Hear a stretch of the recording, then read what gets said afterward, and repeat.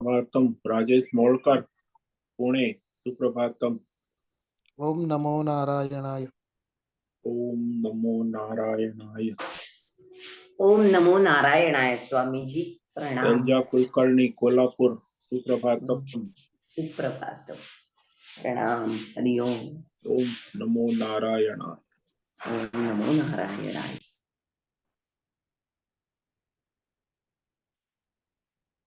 ओम नमो भगवते वासुदेवाय।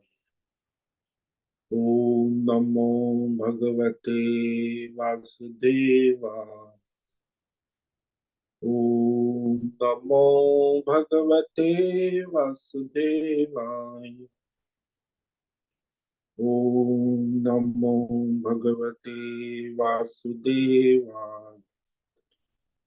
ओम नमो भगवते वासुदेवाय। ओम नमो भगवते वासुदेवाय। ओम नमो भगवते वासुदेवाय। ओम नमो भगवते वासुदेवाय। ओम नमो भगवते वासुदेवाय। ओम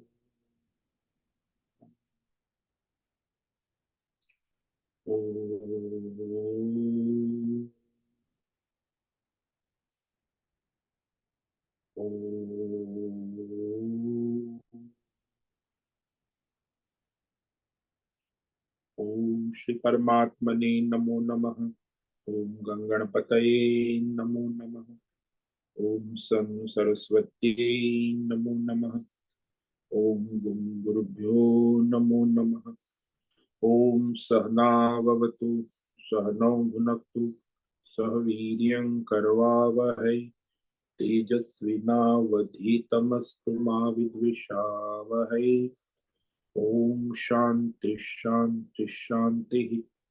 सदाशिवसमारम्भां शंकराचार्य मध्यमम् अस्मदाचार्यपर्यन्तां वन्दे गुरुपरम्पराम्।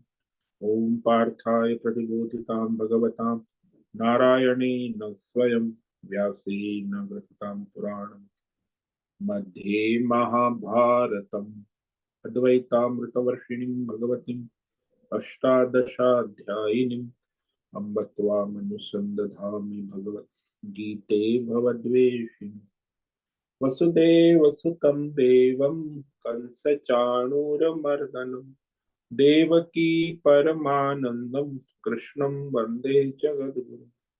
नमस्ते परमं ब्रह्म सच्चिदानन्दरूपाय निर्गुणाय नमस्तुभ्यं ओंकाराय नमो नमः। सर्वे दुर्गाणि तरन्तु सर्वे भद्राणि पश्यन्तु सर्वे सद्बुद्धिमाप्नोतु सर्वे सर्वत्र नंदतु। ओम तत्सत।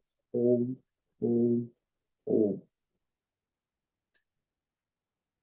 आप सभी ऑनलाइन नेटवर्क पर उपस्थित भगवद गीता श्रवण साधकों को आज प्रातः का अभिवादन अभिनंदन अभिवंदन। हरि ओम हरि ओम हरि ओम।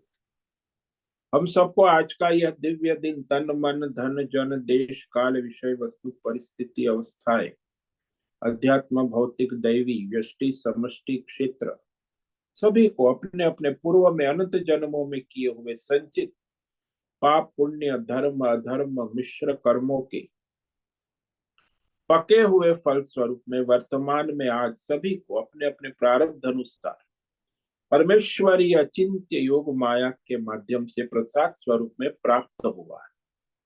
अतः आज का यह दिव्य दिन परमार्थ हेतु निष्काम सेवा यज्ञ देव यज्ञ ऋषि यज्ञ पितृ यज्ञ मानव यज्ञ भूत प्राणी यज्ञ सात्विक दान शारीरिक वाचिक मानसिक तप निष्काम कर्म योग ध्यान योग भक्ति योग ज्ञान योग साधना स्वाध्याय वेद शास्त्रों का अध्ययन अध्यापन उपासना आराधना के लिए समर्पित करे और कराए।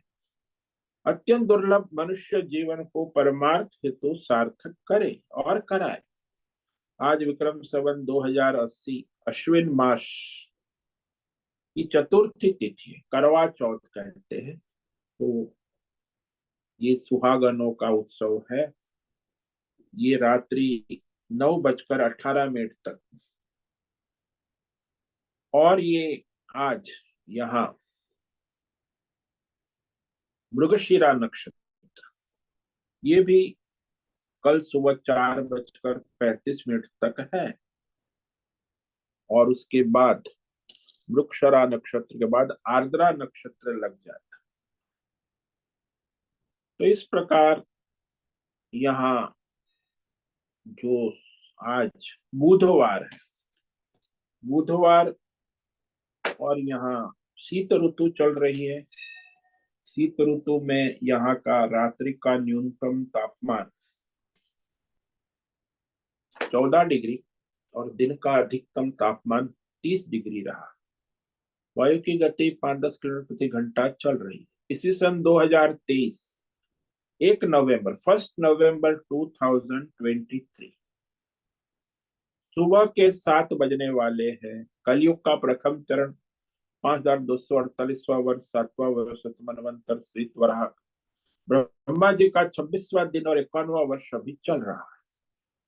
जैसे अनंत कोटि ब्रह्मांडीय परमेश्वरी अचिंत्य योग माया में हमारा यह एक ब्रह्मांड, इस ब्रह्मांड में ये पृथ्वी लोक में समुद्र के ऊपर जम्बू द्वीप में विश्व का एकमात्र वैदिक राष्ट्र भारत में उत्तर हिमालय प्रांत में उत्तराखंड राज्य में टिहरी जिले में हिमालयन शिवालिक पर्वतमाला के अंतर्गत मणिकुट पर्वत के ऊपर नीलकंठ महादेव के सामने ऋषिकेश नगरी मुनि की रेती में शीशम जाड़ी अवधूत बाड़ा आश्रम के सी ब्लॉक के पहले माले से 5 नंबर कमरे से गंगा किनारे से हम स्वामी उत्तमानंद सरस्वती भगवद गीता के आचार्य शिष्य स्वामी चिन्मयानंद सरस्वती महाराज चिन्मय मिशन कपिलाद्वैत वेद व्यास भगवत पाद शंकराचार्य की श्रृंगेरी संन्यास परंपरा से दीक्षित सनातन वैदिक भारतीय हिंदू धर्म अनुसार संपूर्ण भगवद गीता ज्ञान यज्ञ ऑनलाइन चैतन्यमय जीवंत लाइव प्रसारण के अंतर्गत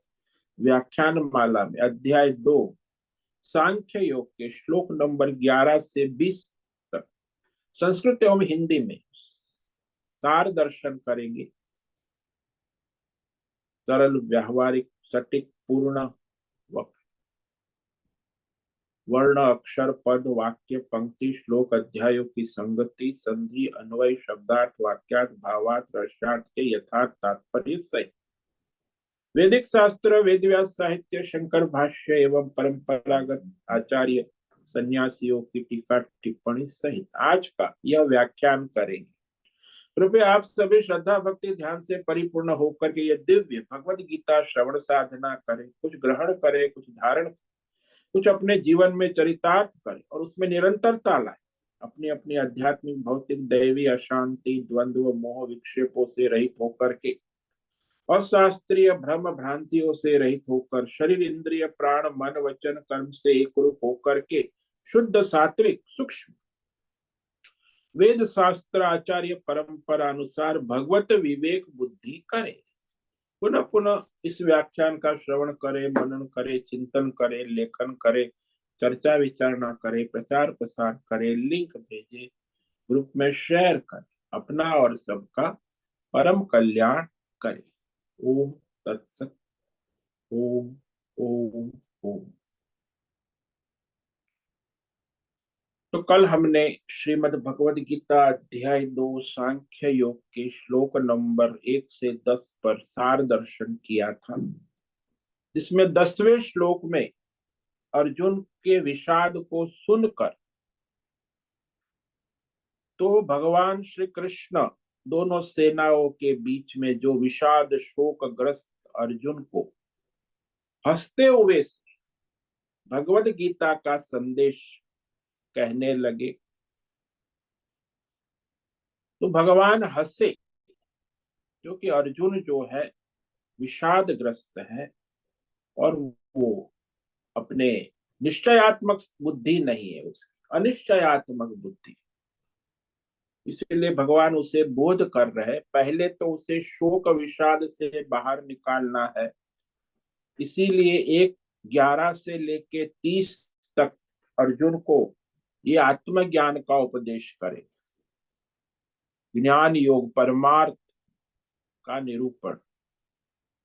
उसके बाद 31 से 29 तक उसे स्वधर्म का बोध कराए कि स्वधर्म नहीं करोगे तो तुम्हारी दुर्गति हो। और उसके बाद 40 से लेके 53 श्लोक तक भगवान अपने स्वधर्म को निष्काम कर्म योग के स्वरूप में करे, तो निष्काम कर्म योग की प्रेरणा देते हैं। इस प्रकार यहाँ पूरे अध्याय में भगवान अर्जुन को उसकी सारी समस्या आध्यात्मिक, भौतिक, दैवी और पारमार्थिक का समाधान करते हैं। तो भगवान अर्जुन को जो गीता ज्ञान का परमार्थ उपदेश है कि वो मोह से निकलना है, तो पहले उसे मोह के दो प्रकार है, एक अज्ञान से संसार को सत्य मानना, और दूसरा मोह ये है कि धर्म में अधर्म और अधर्म में धर्म बुद्धि, उल्टी बुद्धि, अविवेक उसको कहते हैं। आज के जमाने में लोग अधर्म को ही धर्म मान बैठे, तो ये भी मोह है। तो इस प्रकार अर्जुन भी ऐसा ही उसकी स्थिति है, वो अपने अधर्म को धर्म मान बैठा है, धर्म को अधर्म मान बैठा। तो ऐसी मोहग्रस्त स्थिति को निवारण करने का एक ही मार्ग है कि उससे पहले आत्मज्ञान का उपदेश करे। भगवान वही प्रारंभ कर रहे हैं श्लोक नंबर 11 से। ओम श्री भगवान उवाच अशोच्यानन्वशोचस्त्वं प्रज्ञावादांश्च भाषसे गतासु न गतासुश्च नानुशोचन्ति पंडिताः। भगवान अर्जुन से कह रहे हैं कि हे अर्जुन, त्वम अशोच्यान अन्वशोचस्त्वम प्रज्ञावादांश्च भाषसे। पहली पंक्ति, पहला वाक्य भगवान का भगवद गीता का। भगवान कहते हैं कि न शोक करने योग्य स्वजनों के लिए तुम शोक करते हो, और बुद्धिमान प्रज्ञावान के वचन कहते, यानी बोलते हो, बड़े पंडित ज्ञानी की तरह बुद्धिमानी की बातें करते। जो वास्तव में ज्ञानी है वह गतासून, जो स्वजन जिनके प्राण चले गए, और जो स्वजन जिनके प्राण नहीं गए हैं, उनके लिए पंडिताः यानी ज्ञानी, आत्मज्ञानी शोक नहीं करते हैं। तो शोक का कारण ही तो अज्ञान है ना। अज्ञान के कारण ही कामना, कर्म और शोक उत्पन्न होता है। अब यहाँ अर्जुन को जो शोक हो रहा है, मुख्य तो ये दो ही उसकी समस्या है ना, भीष्म और द्रोण। तो उनके विषय में ही भगवान कह रहे हैं कि ये तो है, धर्मात्मा है, स्वजन है, लेकिन अभी अधर्म के पक्ष में खड़े हैं, इसीलिए उसके विषय में शोक करना उचित नहीं। देखो, मनुष्य संसार में शोक, विषाद, चिंता, टेंशन, तनाव दूर करने के लिए बहुत सारे उपाय करते संसारी लोग। एक तो उपाय है भोग करना, होटल चले गए, फिल्म चले गए, भोग में चले गए, तो भोग से वो समझते हैं कि मेरा शोक विषाद चला जाए। दूसरा मनुष्य करता है संग्रह, घर में और बैंक में और गहने और पैसा। तो संग्रह से समझता है कि अब कोई टेंशन नहीं है, मेरे पास बहुत है, तो शोक नहीं होता टेंशन तनाव से संग्रहखोरी करके। तो कई लोग ऐसे होते हैं जो बहुत ही व्यस्त रहते, सामाजिक सेवा, तो राजनीति, तो कहते इससे हमें शोक नहीं होगा, तो बिजी, कीप बिजी। कई लोग ऐसा सोचते हैं कि हम उपासना करेंगे, ध्यान करेंगे तो शोक से निकल जाएंगे, पूजा पाठ करेंगे लेकिन शोक निवारण नहीं, क्योंकि पूजा पाठ उपासना ध्यान भी शोक निवारण का साधन नहीं। तो इस प्रकार मनुष्य संसार में अपने अपने स्तर से अपने शोक, मोह, चिंता, व्याकुलता, घबराहट, भय को दूर करने का प्रयास करते रहे। इसलिए भगवान ने यहाँ कहा कि अरे अर्जुन, तुम ये क्या शोक कर रहे हो? जिनके लिए शोक करना उचित नहीं है उनके लिए शोक कर। तो दो चीज होती है संसार में, मनुष्य को सबसे ज्यादा मोह, राग, आसक्ति अपने स्वजनों में होती। तो स्वजन परिवार में सामान्यतः सभी प्राणियों को राग होता है, आसक्ति होती।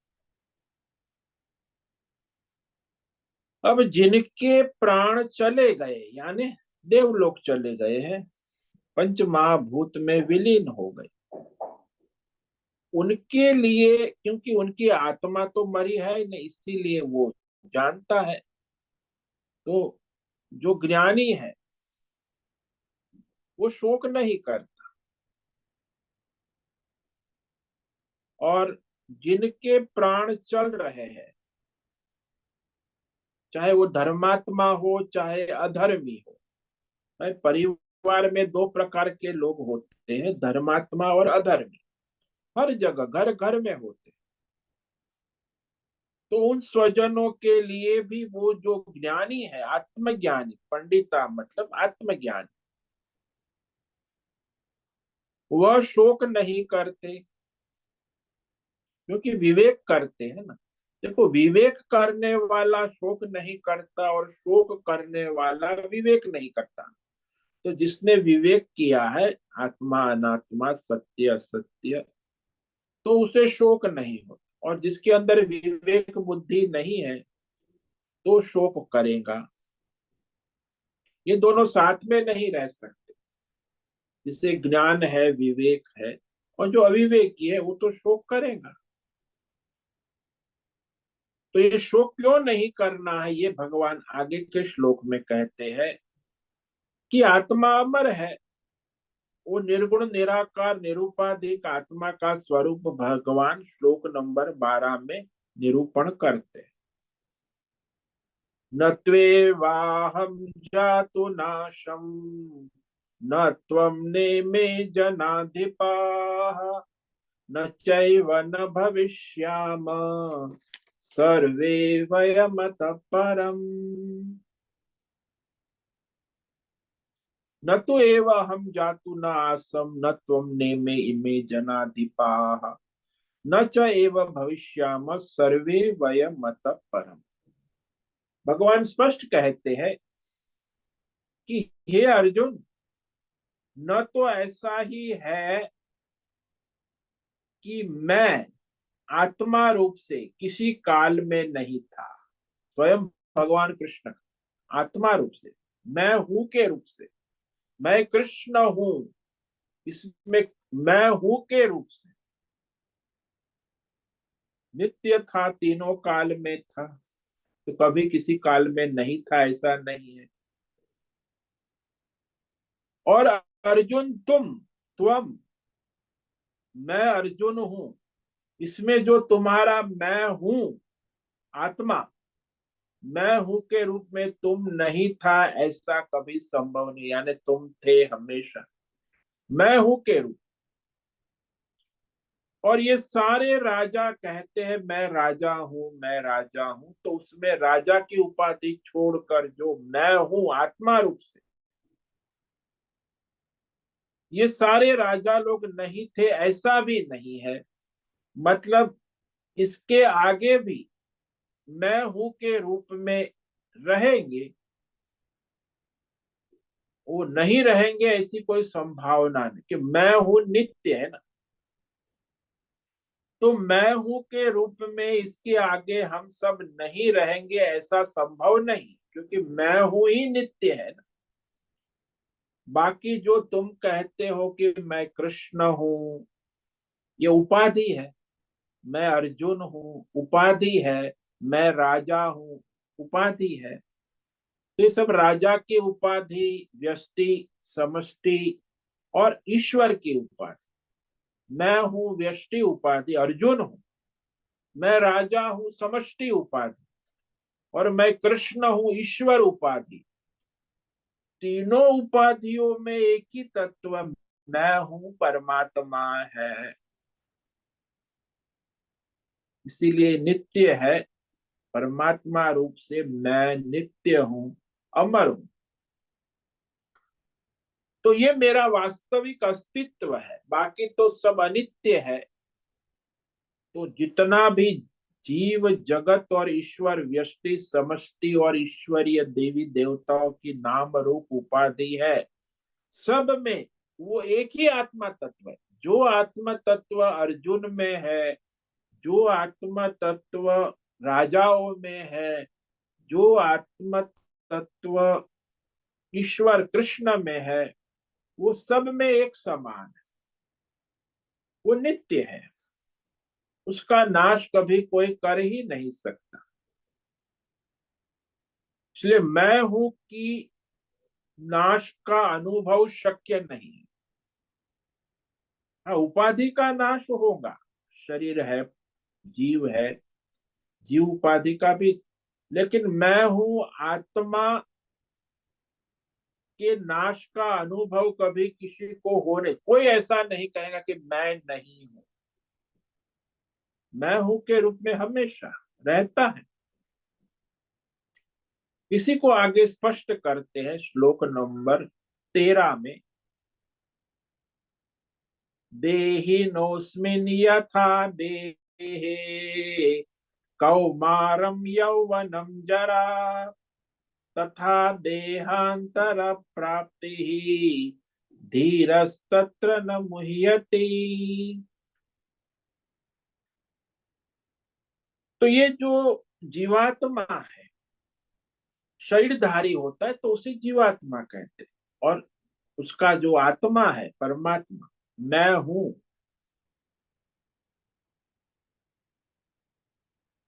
तो वह जो नित्य रहने वाला एक तत्व है, वह शरीर में बालकपन, जवानी, वृद्धावस्था और फिर मृत्यु के बाद दूसरा शरीर पुनर्जन्म प्राप्त होता है। उसमें जो ये मैं हूं आत्मा को जानने वाला धीर पुरुष मोहित नहीं होता है। क्योंकि स्थूल सूक्ष्म शरीर तो बदलते रहते हैं, लेकिन उस शरीर को चलाने वाला जो उसका ईश्वर मालिक आत्मा, अंतरात्मा, जिस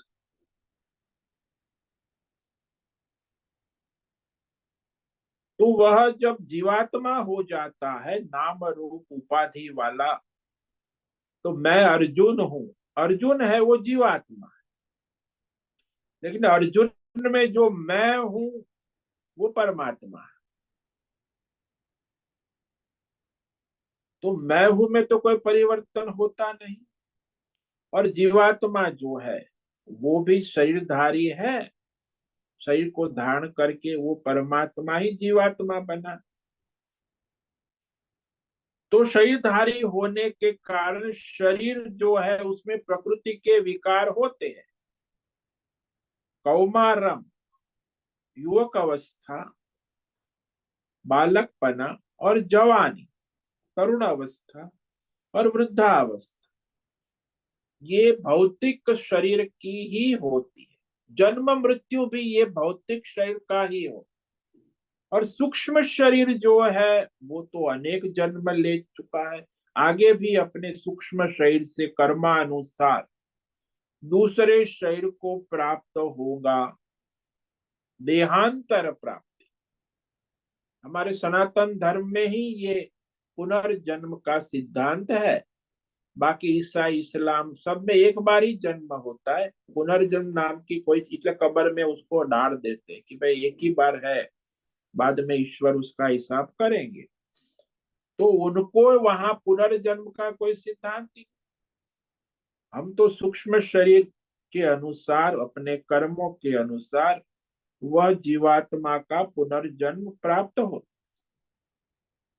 तो कर्मों के अनुसार उसे अन्य शरीर की प्राप्ति होती है।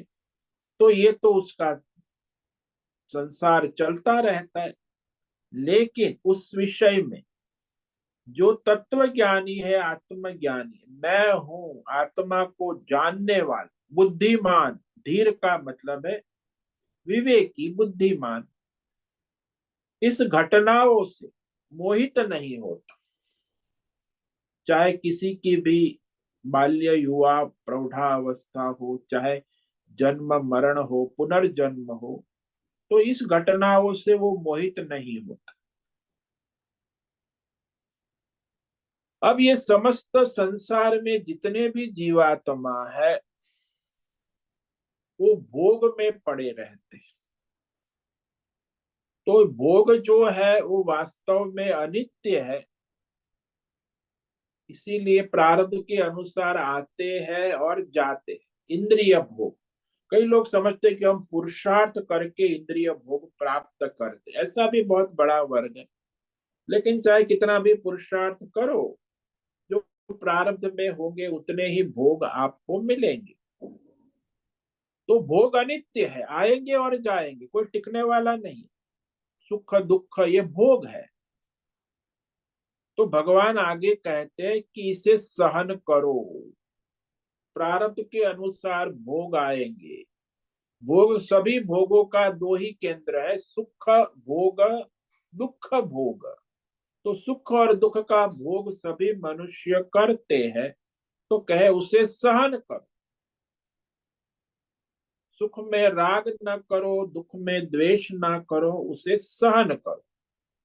सहनशीलता की बात कह रहे हैं। प्रारब्ध अनुसार आएंगे और जाएंगे। मात्रा स्पर्शास्तु कौन्तेय शीतोष्ण सुख दुःखदाः आगमापायिनो नित्याः तान् तितिक्षस्व भारत। मात्रा स्पर्शाः तु कौन्तेय शीतोष्ण सुख दुःखदाः आगमापायिन नित्याः तान् तितिक्षस्व भारत। कौन्तेय, देखो कुंती के बेटे, मातृकुल का संबोधन है कि सारे द्वंद्व जो है, ठंडी गर्मी, सुख दुख, मान अपमान, ये सारे द्वंद्वों को देने वाले कौन है? बोले मात्रा स्पर्शाः। ये 10 इंद्रिय और उसके 10 प्रकार के विषयों के संयोग होने पर जो सुख दुख उत्पन्न होता है और नाश भी होता है। इंद्रियों का संयोग होगा, रसगुल्ले खाए सुख हो गया, मिर्ची खाई तो जलन हो गई, दुख हो गया। तो वो तो हर क्षण होता रहेगा। तो उत्पत्ति विनाश वाले हैं ये सुख दुख। इंद्रिय और विषय के संयोग से उत्पन्न होते हैं, फिर नष्ट हो जाते। आगमा पाई, और अनित्य है। संसार के सारे भोग सदा रहने वाले नहीं, बदलते रहते। पल पल देश काल विषय वस्तु व्यक्ति परिस्थिति अवस्था सब बदलते रहते। तो आने और जाने वाले हैं। आगमापाई और अनित्य है, सदा रहने वाले नहीं। जैसे स्वप्न है, अनित्य है, ऐसे ही स्वप्नवत संसार के विषय आते जाते। तो क्या करो भाई, आप संसार में हो, जहां प्रारब्ध है उस अनुसार आएंगे सुख और दुख, विषय भोग। तो सहिष्णु बन, तितिक्षस्व का मतलब है सहनशील बनो। इस सहनशीलता कैसी होनी चाहिए? तो कहते जो आप देखो आपके आसपास वृक्ष है, वृक्ष वृक्ष जैसा सहनशील और कोई नहीं। हर मौसम में सहनशील रहता है। और वृक्ष को कोई काटता है, कोई पत्ते उठा के लिए, कोई फल, कोई डाली काट देता है, कोई झाड़ काट देता है। वृक्ष जो है वो सहनशीलता से सब सहन करता, किसी को बदला लेने नहीं जाता और किसी को आशीर्वाद देने भी नहीं जाता कि उसने पानी पिला दिया, खाद डाल दिया, सेवा कर दी। तो कोई उसे काट देता है, कोई उसे छोड़ देता है। वृक्ष की तरह वह हर समय प्रारब्ध अनुसार सुख दुख भोग आते रहेंगे और जाते रहेंगे। न उसे उसे हर्ष होगा, न शोक होगा।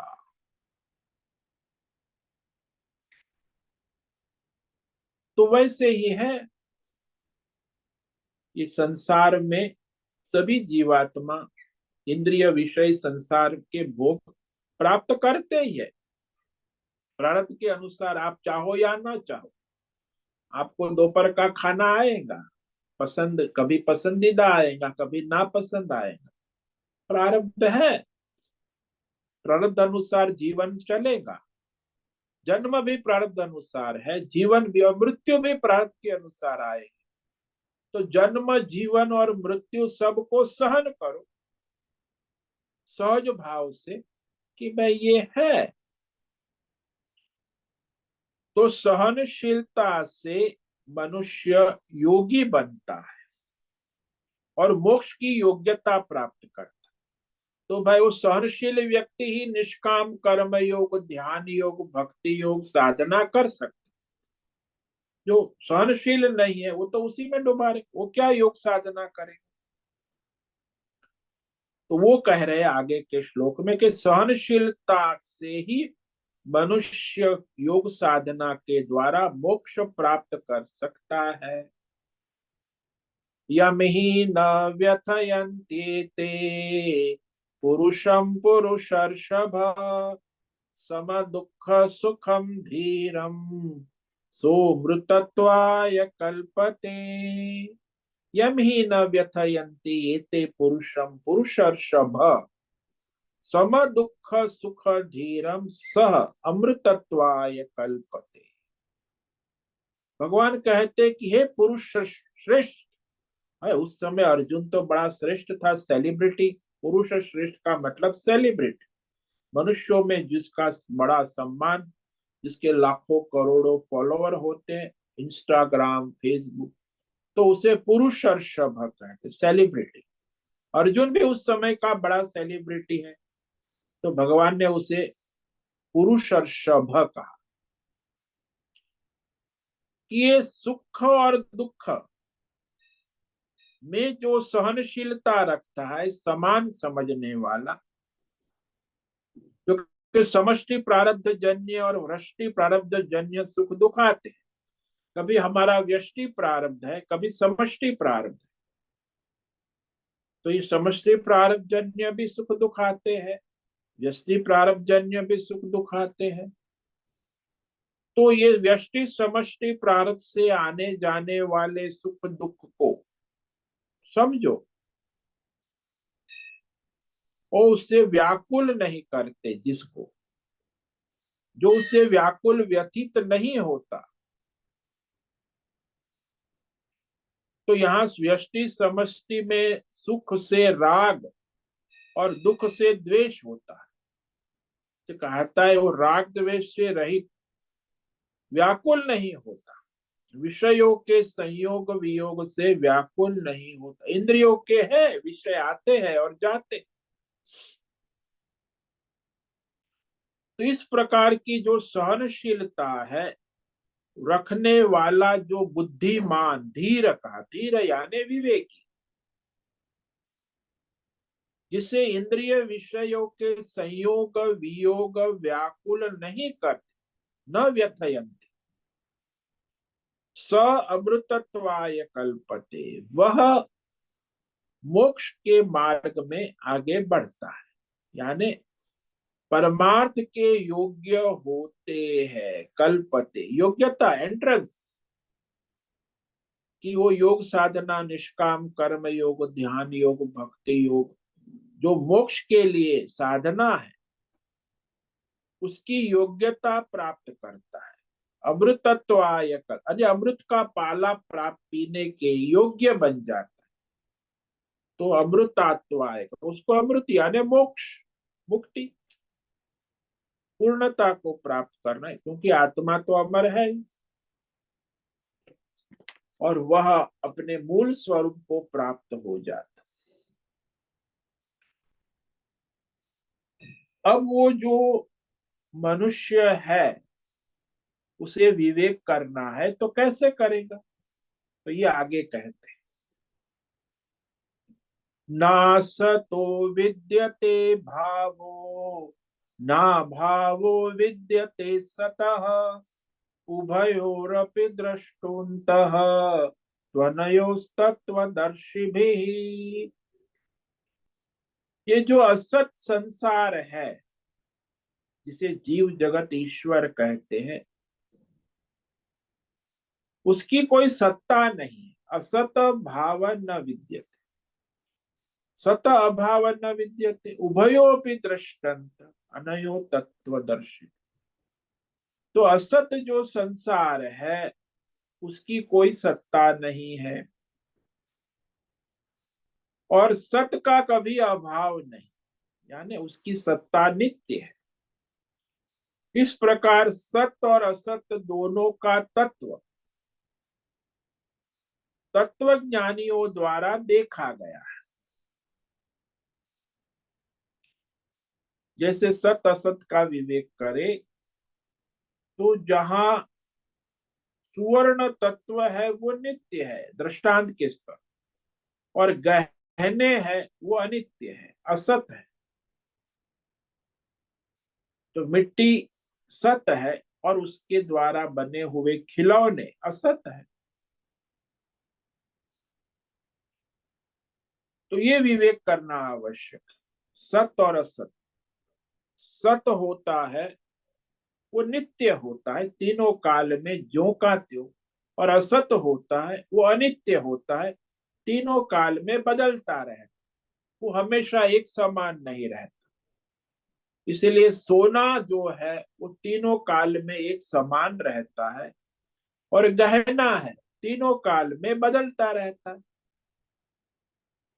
तो ऐसे दोनों तत्व है, एक सत तत्व है, एक असत है। तो दोनों का तत्व तत्वज्ञानी ने विवेक द्वारा देखा गया है, जाना गया है। तो ये सत असत स्वरूप का निरूपण करके अर्जुन को भगवान अपना स्वधर्म, धर्म युद्ध करने की प्रेरणा देते। तो आगे जो है भगवान उसे युद्ध, कर्तव्य करने की प्रेरणा देते। अविनाशी तु तद्विद्धि, ये न सर्वमिदं ततं, विनाशमव्ययस्यास्य न कश्चित् कर्तुमर्हसि। अविनाशी तु तद्विद्धि, एक ही अविनाशी तत्व है परमात्मा। उस परमात्मा के तत्व को जानो, कि जिससे ये सारा भौतिक अध्यात्म दैव जीव जगत ईश्वर, ये संपूर्ण जगत जो हम इंद्रियों के द्वारा देखते हैं, व्याप्त है ततम, संपूर्ण जगत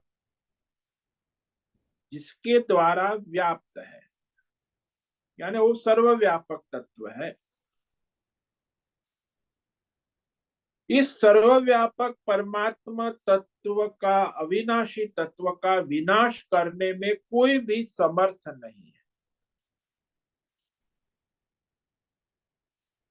यहां तक कि परमात्मा तत्व का विनाश परमात्मा भी नहीं कर सकता, क्योंकि वो शाश्वत सनातन तत्व है ना,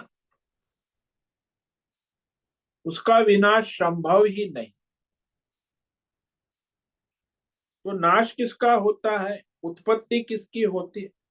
जो विनाशशील है उसी की उत्पत्ति होती है, फिर नाश होता है। तो यहाँ कहा उत्पत्ति और विनाश रहित अविनाशी जो है वही सर्वव्यापक है, और उसका कभी अव्यय कहा, व्यय नहीं होता, खर्च नहीं होता। तो हम देखते हैं कि नाम रूप गुण दोष का विनाश होता है संसार में, लेकिन उसके स्वरूप का विनाश नहीं होता। गहने के नाम, गहने का रूप, गहने के गुण, गहने के दोष नष्ट होते देखे गए, लेकिन सुवर्ण तत्व का कभी नाश नहीं होता, न सुवर्ण तत्व कभी उत्पन्न होता। तो उत्पत्ति विनाश रहित तत्व, ऐसे ये आत्मा तत्व है, मैं हूं, उसका तो कभी नाश होगा नहीं। लेकिन अर्जुन जो कहता है मैं अर्जुन हूं, तो अर्जुन तो फिर उसका तो उपाधि वाला है, अर्जुन का तो नाश होगा ही। लेकिन अर्जुन का जो मैं हूं उसका नाश कभी नहीं होगा, वो तो अविनाशी।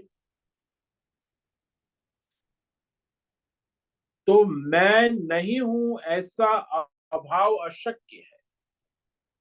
आप बचपन से लेके वृद्धावस्था तक मैं हूं का अनुभव करते हैं, लेकिन उसको मिलावट करके करते हैं।